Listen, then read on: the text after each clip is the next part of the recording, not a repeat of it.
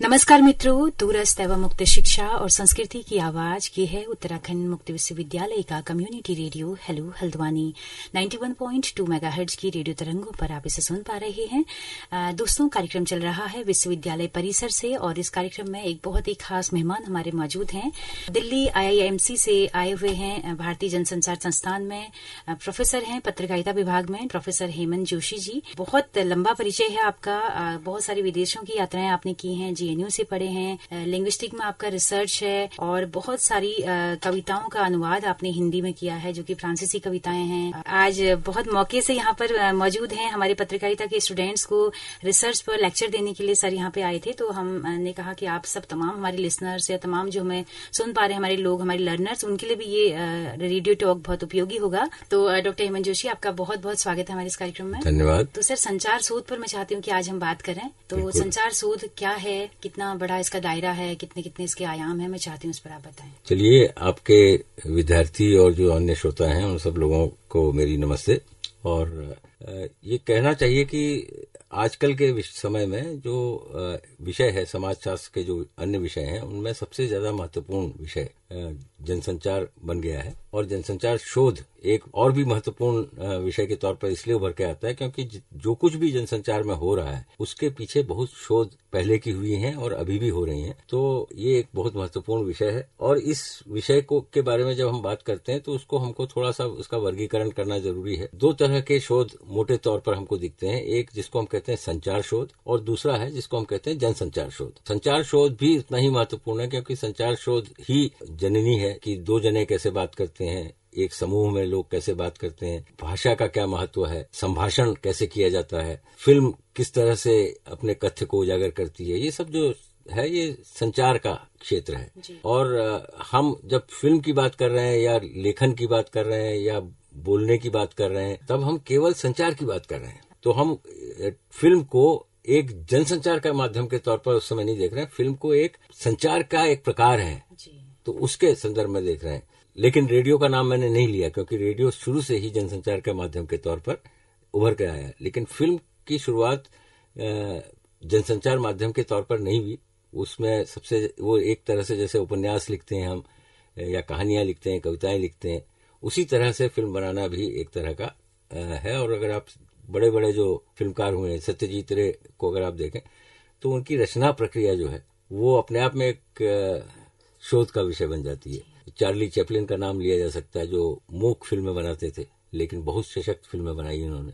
तो वो पूरा एक संचार का शोध का विषय है। तो सर, फिल्म पर शोध को हम जनसंचार के दायरे में नहीं लाएंगे? नहीं, फिल्म पर किस तरह का शोध हो रहा है, अगर फिल्म की प्रक्रिया पर शोध हो रहा है, फिल्म को एक लेखन के या संचार के माध्यम के तौर पर हम देख रहे हैं तो हम उसको संचार के तौर पर देखेंगे। लेकिन अगर हम फिल्म के प्रभावों की बात करेंगे, हिंसा, फिल्मों में हिंसा की बात करेंगे तो हम जनसंचार की बात कर रहे हैं क्योंकि वहां वो जो लोग देख रहे हैं उन पर उसका क्या प्रभाव पड़ रहा है उसकी चर्चा कर रहे हैं। लेकिन संचार में हम केवल उसकी चर्चा कर रहे हैं कि जो संभाषण करने वाला है अगर उसको फिल्म मिल जाए तो वो बोलने के बदले कैसे अपने को व्यक्त करेगा। तो वो है जिसमें हम नॉन वर्बल तरीके के संप्रेषण की भी चर्चा करते हैं। और पूरा एक तरह से ये बहुत ज्यादा तौर पर मनोविज्ञान और भाषा विज्ञान इन दो चीजों से जुड़ा हुआ है। जब जनसंचार की हम बात करते हैं तो वो समाजशास्त्र से ज्यादा जुड़ा हुआ है। तो दोनों का फर्क है ये, लेकिन दोनों कुल मिलाकर जनसंचार शोध के ही हिस्से हैं। और फिर दूसरा हिस्सा जिसकी मैं चर्चा आपसे कर रहा था, जनसंचार शोध, उसमें हम मीडिया की बात करते हैं। तो तब हमारे सामने फिल्म भी एक मीडिया की तरह से आती है और रेडियो आता है, टेलीविजन आता है, आजकल सोशल मीडिया आ गया, इंटरनेट आ गया। तो ये सारे चीजें हैं। इसके अलावा बहुत सारी चीजें बच जाती हैं, कई बार लोग ध्यान नहीं देते। लेकिन पब्लिक रिलेशन जो है वो एक जनसंचार का ही एक हिस्सा है, लेकिन वो माध्यम नहीं है अपने आप में, इसलिए उसकी चर्चा हम इस तरह से नहीं करते। इसी तरह से विज्ञापन है, विज्ञापन भी जनसंचार का एक हिस्सा है और वो कोई माध्यम नहीं है लेकिन लगभग एक माध्यम के तौर पर ही जनसंचार में उपस्थित है हर जगह। और फिर एक बहुत बड़ा क्षेत्र है जिसको हम कहते हैं राजनीति। तो राजनीति के में तो चुनाव लड़ने से लेकर सरकार बनाने तक और सरकार को बचाए रखने तक जितना संभाषण होता है, या फिर एक और बात अगर मैं कहूं जिस पर मैंने पिछले दिनों में शोध किया था, भारत में ही वो घटित हुई थी, जिसको हम कहते हैं लॉबी करने वाले जो लोग हैं, नीरा राडिया का जो संदर्भ है उसको देखें तो वो पूरा एक शोध का विषय है कि कैसे जो है पॉलिटिकल कम्युनिकेशन कैसे होता है और उस पॉलिटिकल कम्युनिकेशन में लॉबिस्ट जो है उनकी क्या भूमिका है।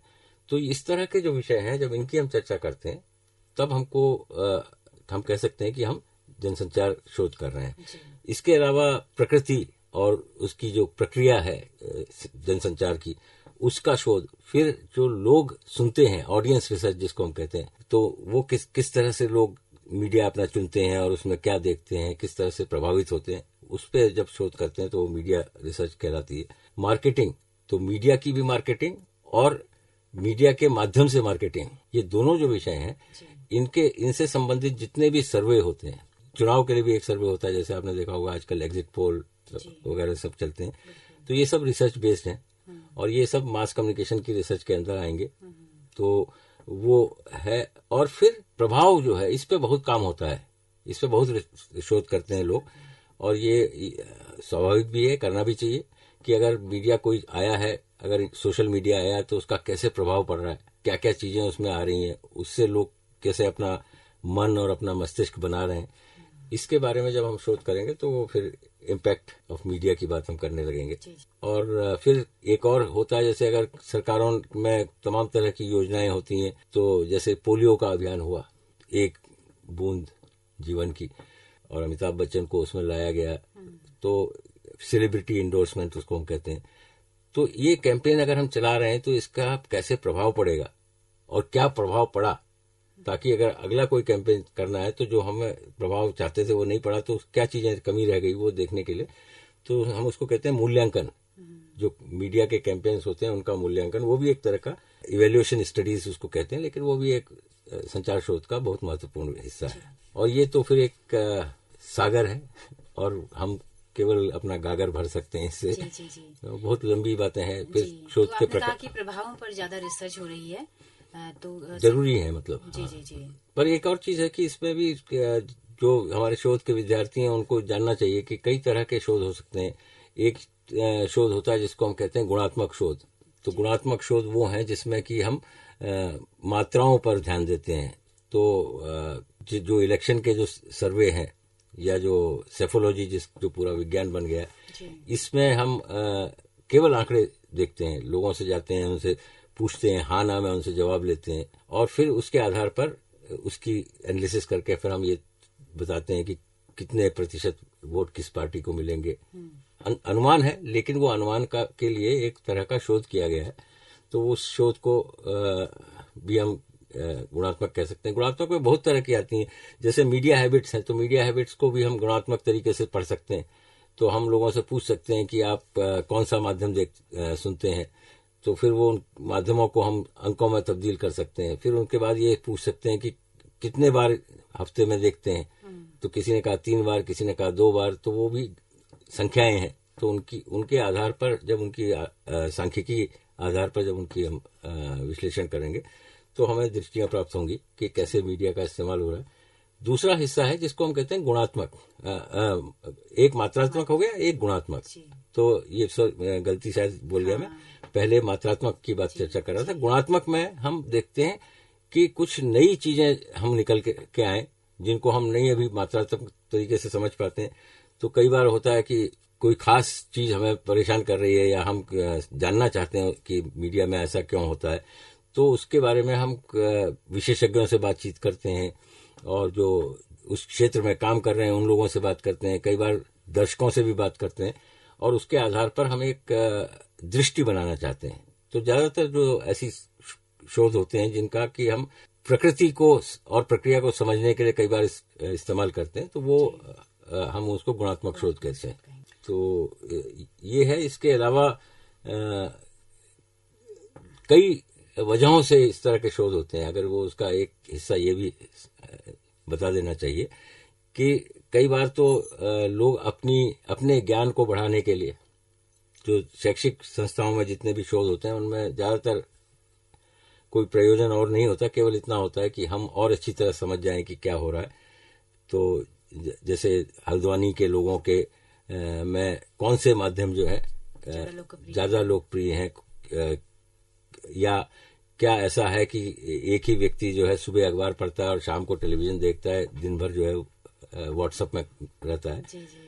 तो क्या उसकी हैबिट्स है, उसके आदतें क्या हैं मीडिया से जुड़ी हुई, उनके बारे में हम शोध कर सकते हैं। तो ये अगर शोध हम करेंगे, मैं अगर करूंगा तो मैं अपनी जानकारी के लिए करूंगा जी। या फिर शैक्षिक संस्थान में हूं तो मुझे एक शोध प्रबंध लिखना है, उसके लिए करूंगा। तो ये आत्मिक सुख के लिए कह सकते हैं उसको। तो वो रिपोर्ट सौंपी भी जा सकती है सरकारों को, उस पर कुछ हाँ, अगर सरकार चाहे, लेकिन सरकारों के संदर्भ में जब बात करेंगे या किसी भी बड़े संगठन के संदर्भ में, तो वो आपके व्यक्तिगत शोध पर उनका ज्यादा विश्वास नहीं होता, क्योंकि उनको फिर लगता है कि इसको अगर करना ही है तो हम करें। तो वही आपने अच्छा सवाल किया कि जो अन्य शोध होते हैं वो प्रायोजित होते हैं, उनको या तो सरकारें कराती हैं या व्यापारिक घराने कराते हैं, या जैसे अगर मीडिया है अपने आप में ही, कोई अखबार है, टाइम्स ऑफ इंडिया है, तो उसको अगर अपने बारे में अपनी ऑडियंस रिसर्च करानी है कि कैसे हमारे फीडबैक हमको मिले कि कैसे हम इसको चेंज करें ताकि ये ज्यादा बिके, तो वो सब जो है ये प्रायोजित शोध है। तो दोनों तरह के शोध होते हैं, कुछ व्यक्तिगत लोग करते हैं और कुछ जो है प्रायोजित किसी बड़े घराने से, जहां से उनको पैसा मिलता है। तो शोध केवल ऐसा नहीं है कि जैसे हम अक्सर आदर्शवादी तौर पर हम कहते हैं कि जिज्ञासा को शांत करने के लिए शोध किया जाता है। तो जिज्ञासा बहुत लोगों में होती है और वो उसका शांत करने के कई तरीके और भी हैं, शोध ही अकेला नहीं है, लेकिन शोध भी एक तरीका है। लेकिन एक तरफ है ये जिसको हमने आदर्शवादी जिज्ञासा कहा, और दूसरी तरफ है जो कि बिल्कुल प्रज्ञा से निकली हुई प्रैग्मेटिक बात है कि हमको कुछ जानना है ताकि हमारे जो व्यापार में या हमारे जीवन में कोई परिवर्तन आए। तो इस संदर्भ में जब होता है तो सरकारें ही ज्यादा करती हैं, और या फिर कोई दूसरे संगठन ऐसे होते हैं जिनके पास पैसा होता है, तो वो उसमें शोध करने वाले को केवल उसके जिज्ञासा से वो संचालित नहीं होता है, वो उसका शोध संचालित होता है जो पैसा उसको मिल रहा है उससे, और उसके आधार पर वो निर्णय भी वैसे ले सकता है, और अच्छा शोध हो सकता है, बहुत ज्यादा व्यापक भी वो काम कर सकता है। एक व्यक्ति भी अगर कर रहा है तो उसके पास अगर पैसा है तो वो उसके पास उतने ज्यादा लोगों को वो शामिल कर सकता है ताकि अच्छे आंकड़े इकट्ठे कर सके। तो इस तरह से शोध का संचार का विषय है, ये बहुत बड़ा विषय है, और इतने कम समय में हम लोग जो कुछ कर सकते थे वो यही था कि थोड़ा सा सर, संचार के जो तमाम सारे माध्यम है उनमें से किन माध्यमों में ज्यादा शोध हो रहा है? जैसे कि इलेक्ट्रॉनिक मीडिया ज्यादा हावी है, हम देखते हैं कि प्रिंट तो लगभग विलुप्त की कगार पे है, जबकि एक चरम पे होना चाहिए था इस वक्त प्रिंट को, लेकिन कोविड की हालातों ने भी बहुत सारी चीजों को पीछे हटाया है। आजकल जो सबसे बड़ा दिलचस्पी का माध्यम है किसी भी समाजशास्त्री के लिए भी और जनसंचार के अध्येता के लिए भी, वो सोशल मीडिया है। क्योंकि पिछले अगर आप मोटे तौर पर देखें तो पिछले 8, 9, 10 सालों के दशक भी पूरा नहीं हुआ है, इसमें सोशल मीडिया का प्रभाव विश्व भर में और हमारे देश में भी व्यापक तौर पर हुआ है, और उसकी कहां तक वो गया है और कितना उसमें और चीजें हो गई हैं जो कि हम कई बार अगर केवल राजनीतिक दृष्टि से देखते हैं तो कम देखते हैं, सामाजिक दृष्टि से देखें तो उसमें बहुत परिवर्तन हुए हैं।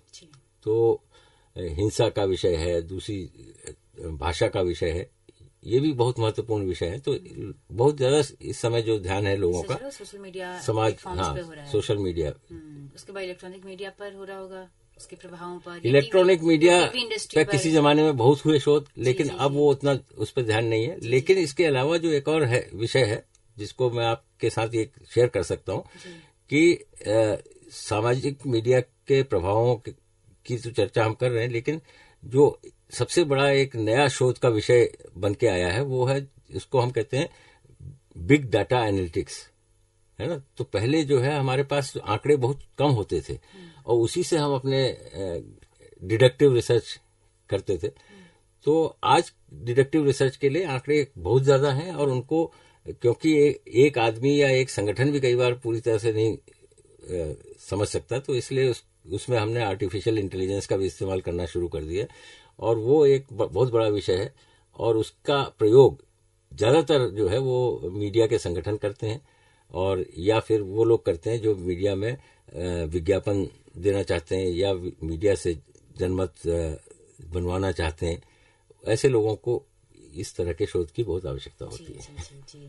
और तो सर अखबारों के जो शोध हैं, प्रिंट मीडिया के जो शोध हैं, उसमें है कुछ अभी बचा हुआ या फिर एकदम ही खत्म हो रहा है वो फील्ड? नहीं, खत्म तो कभी नहीं होगा। हाँ। जब तक मीडिया है, कोई सा भी है, वो जब तक है तब तक उसके अंदर शोध की तमाम गुंजाइश है। और अखबार में भी, अखबार का वैसे भी देखें तो अखबार के अंदर तो जो पत्रकार है वो खुद भी शोध करता रहता है ना, क्योंकि उसको बिना शोध के वो तथ्यों को सही दे नहीं सकता, तो वो अपने आप से एक तरह का शोध का विषय है। आज के समय में अगर टेलीविजन में कोई चीज चल जाए या सोशल मीडिया में चल जाए तो उस पर हमारा कम भरोसा है, अखबार पे ज्यादा भरोसा है।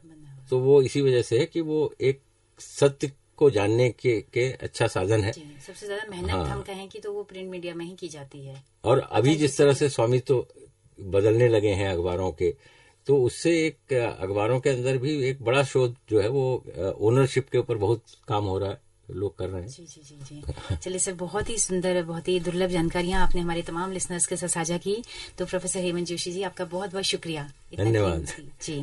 तो दोस्तों, आप सबका भी बहुत बहुत शुक्रिया इस कार्यक्रम में अंत तक हमारे साथ बने रहने के लिए। अगर ये बातचीत आपको पसंद आई हो तो अपना फीडबैक हमें जरूर दीजिएगा। जैसे कि हम बताते हैं कि हमारा रेडियो एक सामुदायिक रेडियो है, जिसकी पहुंच रेडियो में केवल हल्द्वानी शहर तक है। लेकिन अगर आप दूर दराज पहाड़ों में या देश के किसी भी हिस्से में इस रेडियो को सुनना चाहते हैं तो हमारे यूट्यूब चैनल के जरिए आप इन कार्यक्रमों को सुन सकते हैं। हेलो हल्द्वानी नाम से हमारा यूट्यूब चैनल है, फेसबुक पेज है। आपके फीडबैक का बहुत बेसब्री से हमें इंतजार रहेगा। इसी के साथ अपनी रेडियो मित्र सुनीता भास्कर को दीजिए इजाजत। नमस्कार।